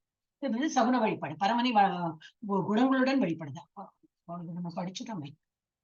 ஆமா, ஆலயத்திற்குள் விக்கிரகத்தை வழிபடுதல் சகுன வழிபாடாகும். ஏனெனில் பகவான் பௌதிக குணங்களின் மூலம் அங்கே தோற்றம் அளிக்கின்றார். கல், மரம் அல்லது ஓவியம் போன்ற பௌதிக குணங்களின் மூலம் தோற்றம் அளிக்கும் போதிலும் பகவானது ரூபம் உண்மையில் பௌதிகமானதல்ல. நம்ம அந்த மாதிரி வழிபடுறோம், ஏன்னா நமக்கு இன்டெலிஜென்ஸ் கம்மி, நம்ம அது போல புரிஞ்சுக்கிறோம். ஆனா பகவான் வந்து பௌதிகமான குணங்களோட இல்ல, அவரோட வந்து ஆல் டிஃப்ரெண்ட். இது பரமபுருஷன் பூர்ணத்தன்மையாகும். பண்படாத உதாரணம் ஒன்று இங்கு கொடுக்கப்படலாம். தெருவிலே நாம் சில தபால் பெட்டிகளை பார்க்கிறோம். தமது கடிதங்களை அந்த பெட்டிகளை எங்க வந்து அந்த ஒர்க்கிங், தட் இஸ் அதுல எழுதியிருப்பா. அடுத்தது வந்து இந்த வந்து தபால் பெட்டிகள், இதையே அந்த எக்ஸாம்பிள் கொடுத்துருக்காங்க, அந்த காலத்துல தபால் பெட்டி தானே இது. இப்ப யாருக்குமே தெரியாது. அட்லீஸ்ட் நம்ம ஜென்ரேஷன் தெரியும், அடுத்த ஜென்ரேஷன் படிச்சா தபாலா பெட்டியா என்னது ஒண்ணும் புரியலையே அப்படின்பா. சோ இந்த தபால் பெட்டியில எழுதியிருப்பா நெக்ஸ்ட் கிளியரன்ஸ் எப்போன்னு எழுதியிருப்பா. அந்த மாதிரி பெட்டியில போட்டுன்னா நமக்கு தெரியும் அடுத்த இந்த டைம்ல வந்து அவங்க எடுப்பாங்க, அது போகும், அவங்க போய் சேரும்னு தெரியும். அது இல்லாம ஏதோ ஒரு பெட்டி இருக்கு, நான் தபால் பெட்டின்னு போட்டுட்டேன், தபால் பெட்டி தான், ஆனா அது it is not in use, அந்த மாதிரி உள்ளதுல போட்டுன்னா என்ன, நம்ம கடிதம் போய் சேராது. அந்த மாதிரிதான் பகவானோட உருவம் வந்து ஏதோ கல்லால செதுக்கி இருக்கா, அப்ப அதுக்கு பகவானோட பேரு கொடுத்து நம்ம வந்து அந்த மாதிரி பக்தி பண்ண முடியாது. அதுக்கு வந்து குணங்கள், பௌதிக குணங்களையும் நம்ம வந்து போகணும். ஆனா பகவானுக்கு அதெல்லாம் வேண்டாம். பகவானே நிர்குணம், அவருக்கு இந்த மாதிரி இதெல்லாம் நம்மள மாதிரி இருக்கிற குணங்கள்லாம் கிடையாது. அந்த பெட்டிகளை இட்டால் அவை செல்ல வேண்டிய இடத்திற்கு எவ்விதமும் சிரமமும் இன்றி இயற்கையாகவே செல்கின்றன. ஆனால் ஏதாவது ஒரு பழைய பெட்டியிலோ அஞ்சலகத்தால் வைக்கப்படாத ஒரு போலி பெட்டியிலோ நமது கடிதத்தை இட்டால் அது போய் சேராது. அது போலவே விக்கிரகம், அர்ச்சனை பண்ற விக்கிரகம் தான் அர்ச்சா விக்கிரகம் சொல்றா.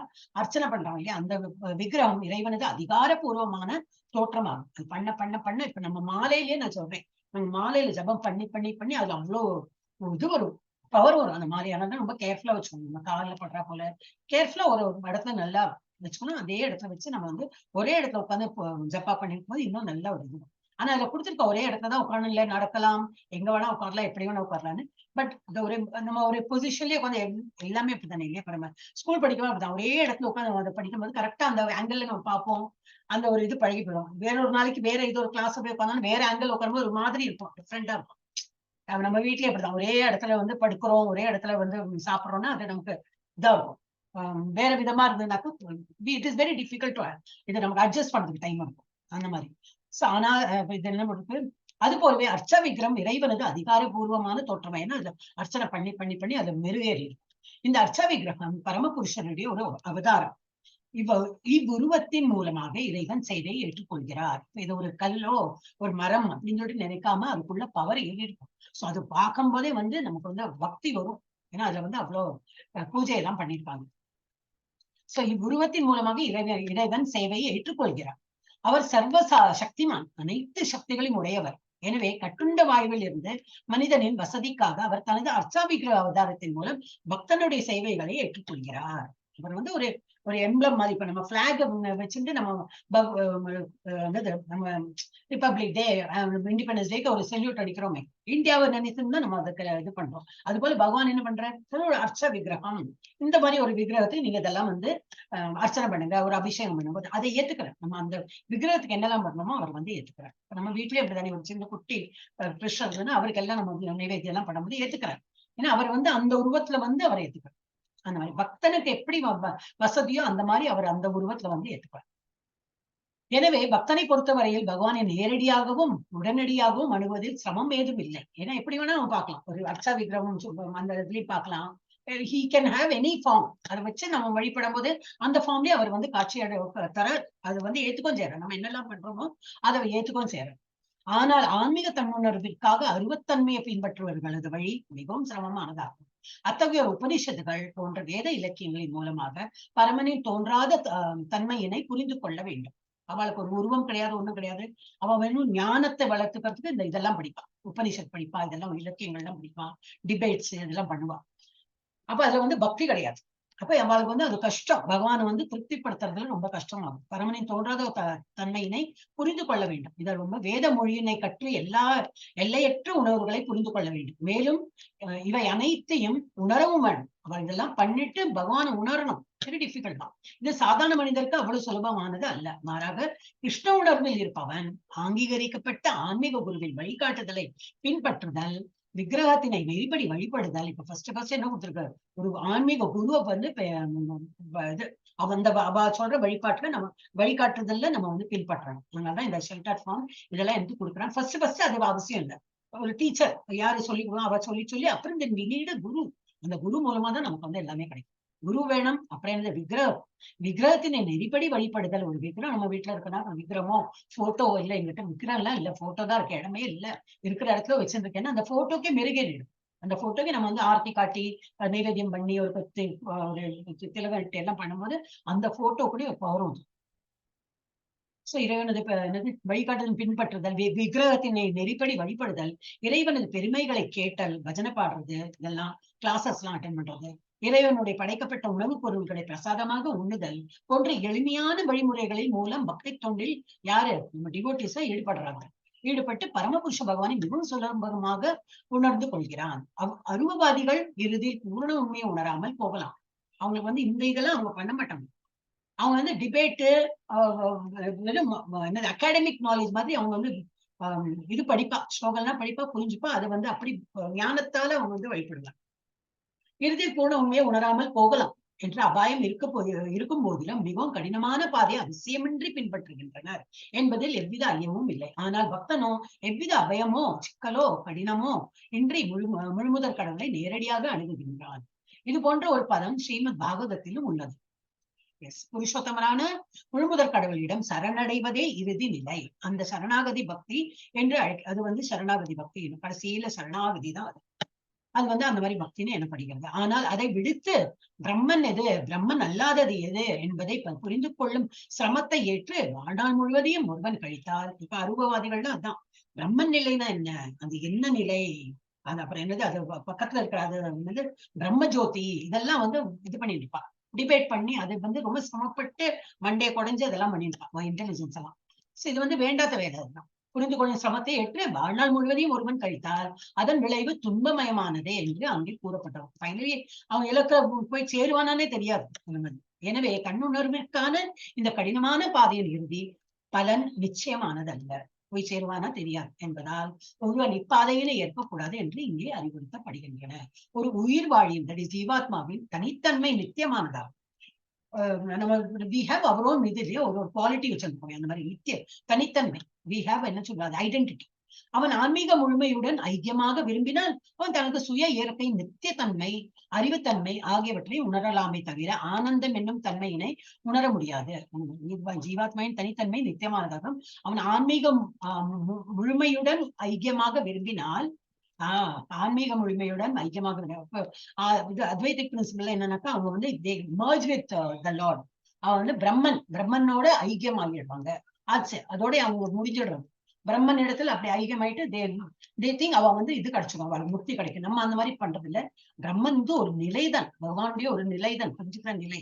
அதுக்கப்புறம் பரமாத்மாங்கிற ஒரு நிலை இருக்கு, 4 கை ரூபம். அதுக்கப்புறம் கடவுளுங்கிற நிலை, அது புரிஞ்சுட்டு கோலோக விருந்தாவனம். இப்ப நம்ம பாதை என்னது, சுலபம் தான், ஆனா அதை தாண்டி இன்னும் போயிட்டு இருக்கணும் நமக்கு.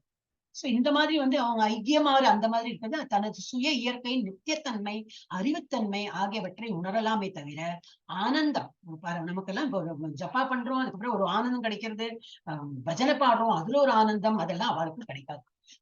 ஆனந்தம் என்னும் தன்மையினை அவர்கள் உணர முடியாது.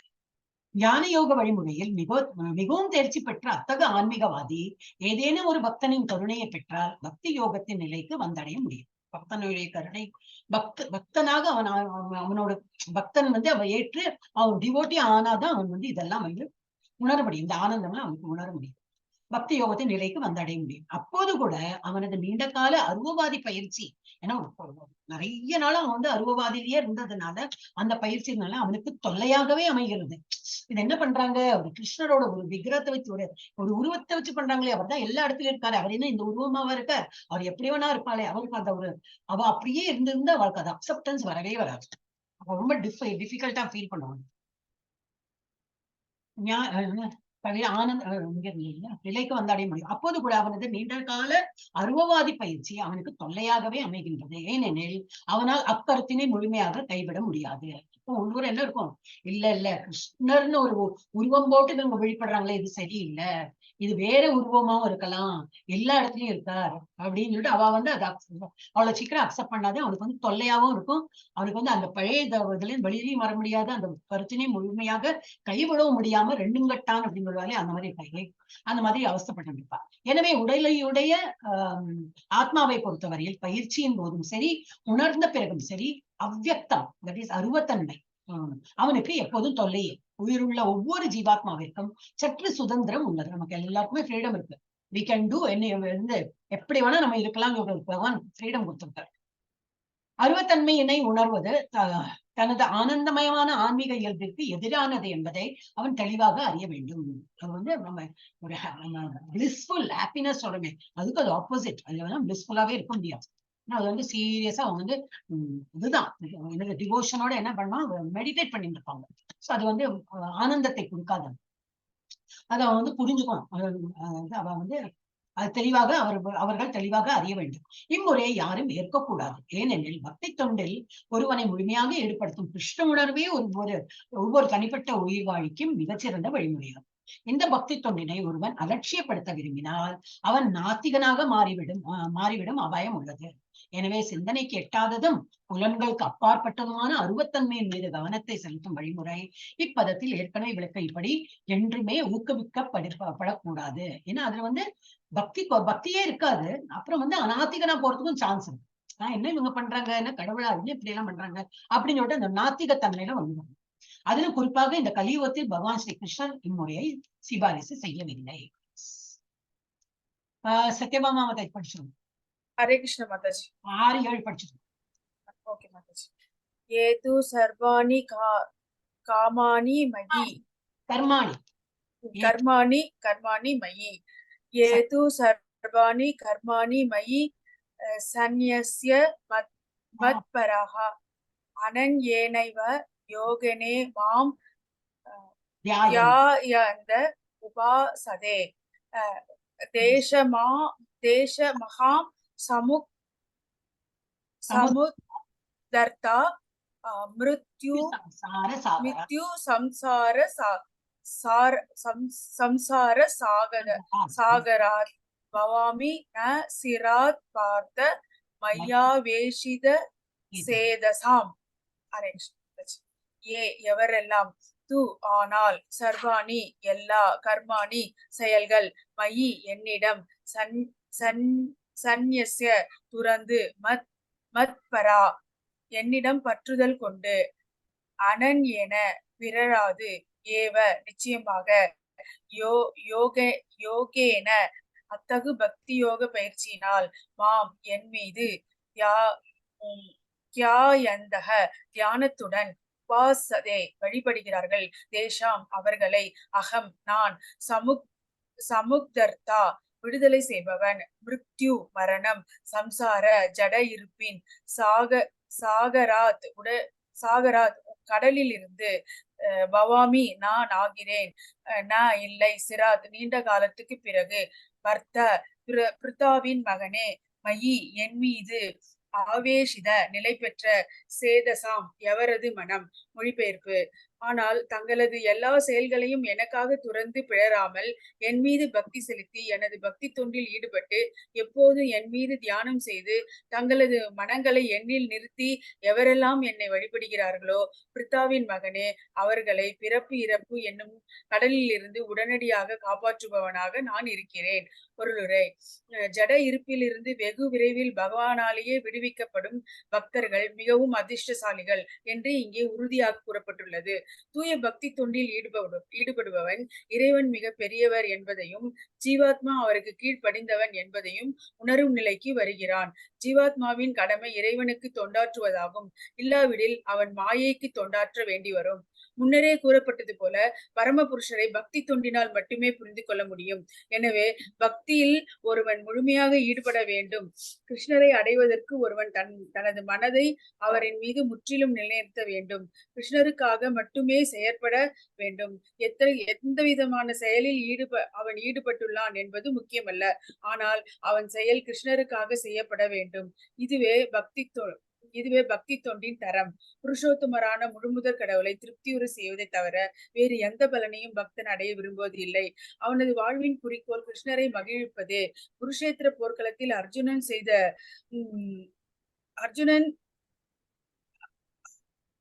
செய்ததை போல கிருஷ்ணரது திருப்திக்காக எல்லாவற்றையும் தியாகம் செய்ய பக்தனால் முடியும். இந்த வழிமுறை மிகவும் சுலபமானதாகும்.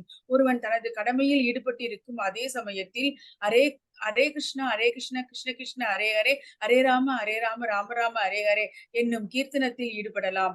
இத்தகு திவ்யமான கீர்த்தனம் பக்தனை பரமபுருஷ பகவானிடம் கவர்ந்திருக்கின்றது. இவ்வாறு ஈடுபட்டிருக்கும் தூய பக்தனை ஜடவாழ்வின் கடலிலிருந்து தாமதமின்றி தாமே விடுவிப்பதாக முழுமுதற் கடவுள் இங்கே உறுதியளிக்கிறார். யோக பயிற்சியினால் முன்னேற்றம் அடைந்தவர்கள் யோக வழிமுறையின் மூலம் தமது ஆத்மாவை தாங்கள் விரும்பி எந்த கிரகத்துக்கு வேண்டுமானாலும் மாற்றிக்கொள்ள முடியும். மற்றவர்களோ இதர வழிமுறைகளை அணுகின்றனர். ஆனால் பக்தனை பொறுத்தவரையில் இறைவன் தாமாக வந்து அவனை ஏற்றுக்கொள்கிறார் என்பது இங்கே மிகவும் தெளிவாக கூறப்படுகின்றது. ஆன்மீக வெளிக்கு தன்னை மாற்றிக்கொள்ள மிகவும் அனுபவசாலியாக வேண்டும் என்று எண்ணி காத்திருக்க வேண்டிய அவசியம் பக்தனுக்கு இல்லை. வராக புராணத்தில் பின்வரும் பதம் காணப்படுகின்றது. நயாமி பரமம் ஸ்தானம் அர்சிர் ஆதிகாதிம் வினா கருடஸ்கந்தம் ஆரோப்பிய எதேச்சம் அணிவாரிதக. இப்பதத்தின் பொருள் என்னவெனில், ஒரு பக்தன் தனது ஆத்மாவை ஆன்மீக லோகங்களுக்கு மாற்றிக்கொள்ள அஷ்டாங்க யோகத்தை பயிற்சி செய்ய வேண்டிய அவசியம் இல்லை. பக்தனுக்கு பொறுப்பினை முழுமுதற் கடவுள் தானே ஏற்றுக்கொள்கிறார்.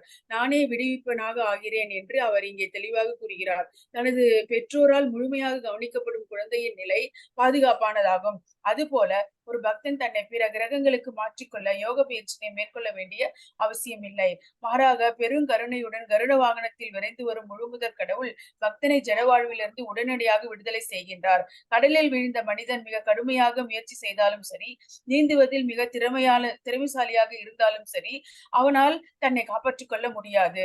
ஆனால் யாரேனும் அங்கு வந்து அவனை நீரில் இன்று தூக்கினால் அவன் எளிதில் காப்பாற்றப்படுவான். அதுபோலவே பகவான் தனது பக்தனை ஜடவாழ்விலிருந்து உயர்த்துகிறார். ஒருவன் கிருஷ்ண உணர்வின் சுலபமான வழிமுறையை எளிமையாக கடைபிடித்து தன்னை பக்தி தொண்டில் முழுமையாக ஈடுபடுத்த வேண்டும்.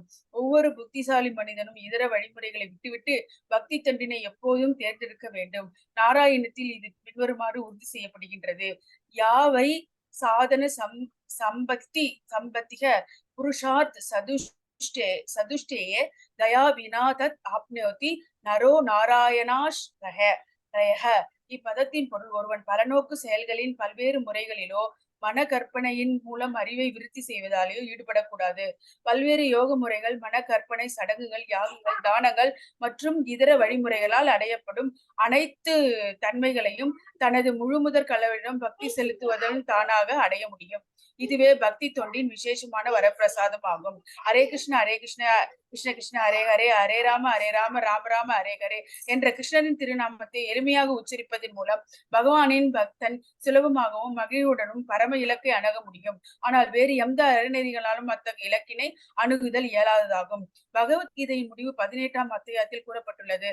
சர்வ தர்மான் பரித்யஜ்ய மாம் ஏகம் சரணம் வரஜ அகம் துவாம் சர்வ பாவேப்யோ மோக்ஷயிஷ்யாமி மா சுசக. ஒருவன் தன் உணர்விற்கான இதர வழிமுறைகள் எல்லாவற்றையும் துறந்து கிருஷ்ண உணர்வில் எளிமையாக பக்தி தொண்டாற்ற வேண்டும். இது வாழ்வின் உன்னத பக்குவம் அடைய முடியும். அவன் தனது கடந்த கால வாழ்வின் பாவ செயல்களை கருத்தில் கொள்ள வேண்டிய அவசியம் இல்லை. ஏனெனில் அவனுக்காக முழு பொறுப்பையும் பகவானை ஏற்றுக்கொள்கிறார். ஹரே கிருஷ்ணா மாதாஜி. இதுல இப்ப என்ன கொடுத்துருக்குன்னா, பக்தி தொண்டெல்லாம் பகவான் இறங்கி நான் அவனை காப்பாத்துறேன், நான் கைப்பிடித்து அவனை கொண்டு போறேன், அந்த மாதிரி அவரையே இறங்கி வர நம்மளை இது பண்றதுக்கு, நம்மளை இந்த சம்சார சாகரத்துல இருந்து எடுக்கிறதுக்கு. இது கொஞ்சம் இம்பார்ட்டண்டா இருக்கும். ஒரு வாட்டி படிச்சிருக்கு.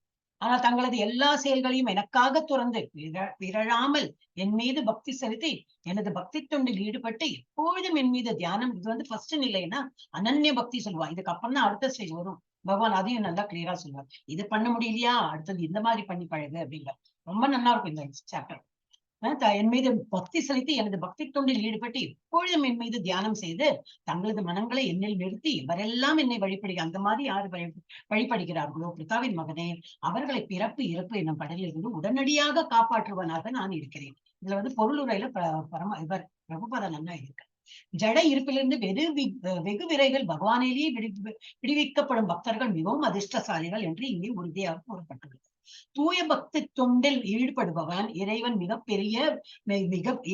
பெரியவர் என்பதையும் ஜீவாத்மா அவருக்கு கீழ்ப்படிது. நம்ம சர்வீட்டர் தான். நம்ம எப்போ சர்வீஸ் தான் பண்ணணும். பகவானுக்கு தொண்டு புரியணும். இதுதான் நமக்கு புரிஞ்சதெல்லாம் அதுதான். அதனாலதான் நம்ம பக்தி தொண்டம் கீழ்ப்படிந்தவன் என்பதையும் உணரும் நிலைக்கு வருகின்றான். ஜீவாத்மாவின் கடமை இறைவனுக்கு தொண்டாற்றுவதாகும். இல்லாவிடில் அவன் மாயைக்கு தொண்டாற்ற வேண்டி வரும். இதற்கு மாயையில சிக்கின் இது பகவானுக்கு நம்ம தொண்டு புரியலாம், மாயையில சிக்கணும். ஏன்னா போய் நம்ம கிளாஸ் உட்காந்துக்கோம், எவ்வளவு போயிட்டு இருக்கோம். இப்போ சீரியல், ஐயோ அந்த சீரியல் மிஸ் பண்ணோம், அந்த ஒரு ப்ரோக்ராம் மிஸ் பண்ணி அந்த மாதிரி இருக்கும். அதனால நம்ம ஒரு இம்பார்ட்டன்ஸ் கொடுத்து கிளாஸ்ல அட்டென்ட் பண்றோம். சோ தட் ஷோஸ் நம்மளோட இது இம்பார்ட்டண்டா இருக்கு. முன்னரே கூறப்பட்டது போல பரமபுருஷரை பக்தி தொண்டினால் மட்டுமே புரிந்து கொள்ள முடியும். எனவே பக்தியில் ஒருவன் முழுமையாக ஈடுபட வேண்டும். கிருஷ்ணரை அடைவதற்கு ஒருவன் தனது மனதை அவரின் மீது முற்றிலும் நிலைநிறுத்த வேண்டும். கிருஷ்ணருக்காக மட்டுமே செயல்பட வேண்டும். எவ்விதமான செயலில் அவன் ஈடுபட்டுள்ளான் என்பது முக்கியமல்ல. என்ன வேணா பண்ணலாம். பகவானுக்கு நைவேத்தியம் பண்ணலாம், பிரசாதம் பண்ணலாம், கோயில கூட்டி பெருக்கி என்ன வேலை பண்ணாலும் சரி, அது பகவானை நினைத்துன்னு பகவானுக்கு வேண்டி அவன் செய்யும் போது என்ன பக்தி தொண்டுல அவன் ஈடுபட்டு விடுறான். அப்ப அது அவனுக்கு நல்ல இதுல வந்துடும். நல்ல பக்தியோட பகவானோட இதுல திருப்தி. கிருஷ்ணருக்காக மட்டுமே செயல்பட வேண்டும். எவ்வித செயலில் அவன் ஈடுபட்டுள்ளான் என்பது முக்கியமல்ல. ஆனால் அச்செயல் கிருஷ்ணருக்காக செய்யப்பட வேண்டும். இதுவே பக்தி தொண்டின் தரம். புருஷோத்தமரான முழுமுதற் கடவுளை திருப்தியுற செய்வதே தவிர வேற எந்த பலனையும் பக்தனை அடைய விரும்புவதே இல்லை. இப்ப நம்ம நாம ஜபமா இருக்கட்டும், நான் இவ்வளவு பண்ணேன் இல்ல, பகவானுக்கு இவ்வளவு பண்ணி போராது, இன்னும் பண்ணினது போராது. அவருக்கு நமக்கு கொடுத்த அவ்வளவு இதுக்கு நம்ம இன்னும் பண்ணணும், கடமைப்பட்டிருக்கோம். நம்ம இன்னும் நிறைய அவருக்கு சேவை புரியணும். அந்த ஒரு எண்ணம் தான் நமக்கு மேலோங்கி இருக்கும். அதனால இன்னும் ஆனால் அச்செயல் கிருஷ்ணருக்காக செய்யப்பட வேண்டும். இதுவே பக்தி தொண்டின் தரம். புருஷோத்தமரான முழுமுதற் கடவுளை திருப்தியுற செய்வதை தவிர வேறு எந்த பலனையும் பக்தன் அடைய விரும்புவது இல்லை. அவனது வாழ்வின் குறிக்கோள் என்னது? கிருஷ்ணரை மகிழ்விப்பது. குருக்ஷேத்திர போர்களுக்கு அர்ஜுனன் என்ன பண்ணா, அவனுக்கு முதல்ல இதுதான் வருத்தம் தான் இருந்தது. ஆனா சரி பகவான் நீ சொல்றியா, சரி உனக்கு வேண்டி நான் பண்றேன்னு தான் பண்றான். சோ அர்ஜுனன் செய்ததை போல கிருஷ்ணரது திருப்திக்காக எல்லாவற்றையும் தியாகம் செய்ய பக்தனால் முடியும். இந்த வழிமுறை மிகவும் சுலபமானதாகும். ஒருவன் தனது கடமையில் ஈடுபட்டிருக்கும் அதே சமயத்தில் இந்த ஹரே கிருஷ்ணா மகாமந்திரம் சொல்லும்போது என்னாகும், இத்தக திவ்யமான கீர்த்தனம் பக்தனை பரமபுருஷ பகவானிடம் கவர்ந்தெழுக்கிறது. அவன் கீர்த்தனை, இந்த மாதிரி கீர்த்தனைன்னா பாட்டெல்லாம் பாடனா தெரியாது எனக்கு. ஹரே கிருஷ்ண மந்திரம்னா அதையே சொன்னா போதும். அப்போ அது பகவான்கிட்ட நம்ம ஈர்த்து விட முடியும். இவ்வாறு ஈடுபட்டிருக்கும் தூய பக்தனை ஜடவாழ்வின் கடலில் இருந்து தாமதமின்றி தாமே விடுவிப்பதாக முழுமுதற் கடவுள் இங்கே உறுதி அளிக்கிறார். இதுதான்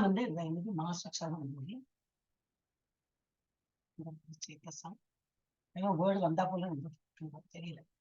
ஓகே, சோ வந்து தானே வந்து உறுதி அளிக்கிறார்.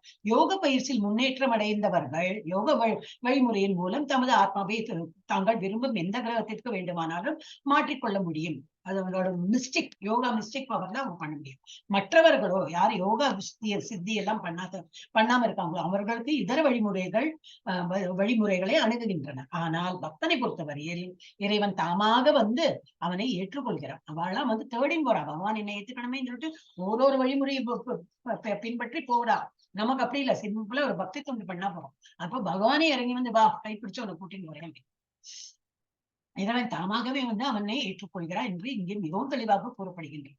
ஆன்மீக வெளிக்கு தன்னை மாற்றிக்கொள்ள மிகுந்த அனுபவசாலியாக இருக்க வேண்டும் என்று எண்ணி காத்திருக்க வேண்டிய அவசியம் பக்தனுக்கு இல்லை. எனக்கு அந்த ஸ்கிரிப்சர் தெரியாதே, இந்த ஸ்லோகம் தெரியாதே, எனக்கு படிக்க தெரியாது, அதெல்லாம் அவசியமே இல்லை. பக்தியோடு நம்ம ஸ்லோகம் படிக்க தெரியலைனாலும் அதோட என்ன அர்த்தம் அதை புரிஞ்சு நம்ம வந்து செயல்பட்டு இருந்தாலே போதும். இது வராக புராணத்தையும் இது மாதிரி கொடுத்திருக்கு. இப்பதத்தின் பொருள் என்னது? ஒரு பக்தன் தனது ஆத்மாவை ஆன்மீக லோகங்களுக்கு மாற்றிக்கொள்ள அஷ்டாங்க யோகத்தை பயிற்சி செய்ய வேண்டிய அவசியம் இல்லை. அஷ்டாங்க யோகம் பண்ணுவா எவ்வளவு கடினம். நம்ம 6 சாப்டர் பார்த்தோம். நம்ம மாசி நோயில பார்க்கணும், நல்ல ஸ்ட்ரெயிட்டா உட்காரணும், நல்ல தியானத்துல மனதையும் ஈடுபடுத்தணும். அந்த மாதிரி ரொம்ப கடினம் அது. அந்த மாதிரி அதெல்லாம் அவசியமே இல்லை. நம்ம பக்தியில என்ன கிடைக்கும்?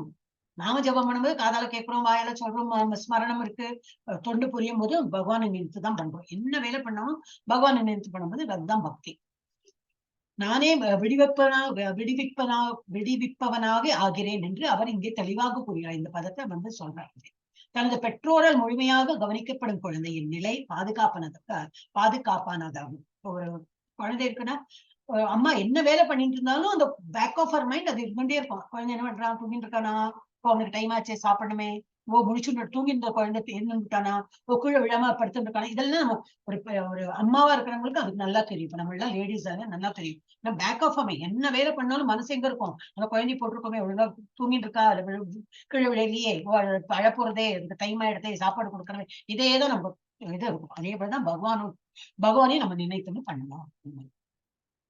அதே போல ஒரு பக்தன் தன்னை பிற கிரகங்களுக்கு மாற்றிக்கொள்ள போக யோக பயிற்சியை மேற்கொள்ள வேண்டிய அவசியம் இல்லை. மாறாக கருணையுடன் கருட வாகனத்தில் விரைந்து வரும் முழுமுதற் கடவுள் பக்தனை ஜட வாழ்விலிருந்து உடனடியாக விடுதலை செய்கிறார்.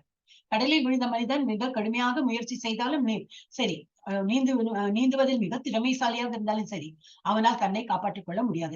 யார் வேணாம், யாரு கரையில இருக்காங்களோ அவங்க இழுத்தாதான் நம்ம வேற மனிதர்களை நம்பினா அவனும் தத்தளிச்சுட்டு இருக்கா, நம்மளும் தத்தளிச்சுட்டு இருக்கோம், 2 பேரும் முங்கிட்டான். அப்ப பலசாலியா யார் இருக்கா? அந்த கடவுள் தான் இருக்கா. அவர் தான் நம்மளை வந்து எடுக்கணும் நம்ம சாகரத்துல இருந்து. கடலில் விழுந்த மனிதன் மிக கடுமையாக முயற்சி செய்தாலும் சரி, நீந்துவதில் மிக திறமைசாலியாக இருந்தாலும் சரி, அவனால் தன்னை காப்பாற்றிக் கொள்ள முடியாது. ஆனால் யாரேனும் அங்கு வந்து அவனை நீரிலிருந்து தூக்கினால் அவனை எளிதில் காப்பாற்றப்படுவான். அதே போல பகவான் தனது பக்தனை ஜடவாழ்வில் இருந்து உயர்த்துகிறார். ஒருவன் கிருஷ்ண உணர்வின் சுலபமான வழிமுறையை எளிமையாக கடைபிடித்து, ரொம்ப எளிமையான இதுதான் நம்ம வந்து பக்தி தொண்டு பண்றது ரொம்ப எளிமையானது. அதை நம்ம வந்து கண்டிப்பா பண்ணிட்டு இருக்கோம். எல்லாம் பண்ணிட்டு தான் இருக்கும், ஒன்றும் புதுசு இல்லை இல்லையா?